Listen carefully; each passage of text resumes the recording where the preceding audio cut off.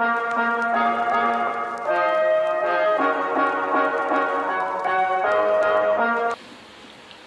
Bijoor is Harish Bijoor Consults. It's an eponymous company, and he is a familiar face and figure in corporate circles across many time zones. And to me, he's all the more familiar because we know each other all the way back from college. Harish, you are the right person who can give this answer. What are the elements that you see that are common amongst successful companies? Okay, I can say this from two aspects. Once I used to be working in companies, and now I'm viewing companies from outside and trying to, assist some of the objectives of the company. So I'm going to use both perspectives. First of all, I must say that, I'm thrilled to see such a big audience out here. Testimony to the man and his pull. And this is the spirit of Bengaluru. Despite the rain, for a book launch, people will turn up. For parties, it's a different thing. Okay. Having said that, I think, there are some basics, I think, for a good business. Actually, a good business that is long-standing. Not today's businesses. By that I mean businesses which are built to be owned, not businesses that are built to be sold to the next monkey. You know what I'm talking about. I'm coming to that question next. Having said that, I think, one of the basic aspects of a good business is the fact that, the proprietor, the owner, the passionista, the evangelist gets his or her own hands dirty. And I think that all of us have realized after we've jumped into entrepreneurship. Prior to that, working life, I used to also be a different person, like KK was, as he was saying, all the nice things of life. But then once you're on your own and you're doing something on your own, I think the ability to dirty your hands, the ability to take all the tensions onto yourself, the ability to, live on with all those tensions, I think that's the biggest aspect. So obviously there's more to life than just work.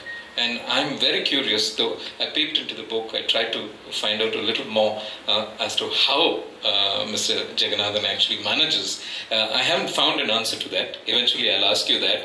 Because, we understand the kind of tough lives, what a roller coaster the Prestige story itself has been, till it's become what it is today. It sure must have been a pressure cooker environment you have created for yourself as well. So I'll come to that, but essentially I'd say, it's great to see South Indian businesses doing what they're doing. And I'm not getting parochial.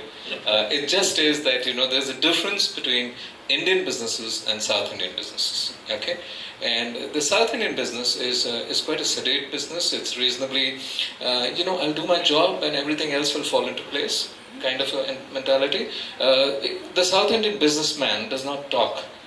He acts. He does. And I keep saying, the ultimate arrogance of the South Indian is his humility.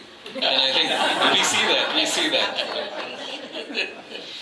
I'm going to save my questions for Mr. Jagannathan to the end because he's warned me many times. So, until the end of this evening, I'm going to behave. So I'll come back to KK now. How has been your experience building a company with many co-founders? What are the pros and what are the cons? No, many times people wonder. In fact, I think sometime about 5-6 years back, there's a Harvard University professor who came and met us and said, "You're 10 co-founders, of which almost all of you are still in business. It's really something which we have not seen anywhere else." But having said that, I think it gave us a great opportunity to have, in early stages, when you're really starting up, a lot of capacity.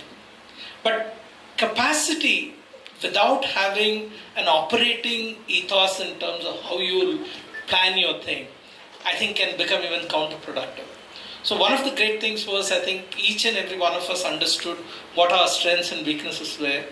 And clearly, I think we used to yield ground in areas where others were probably more familiar or had the ability to sort of contribute to that. That certainly contributed.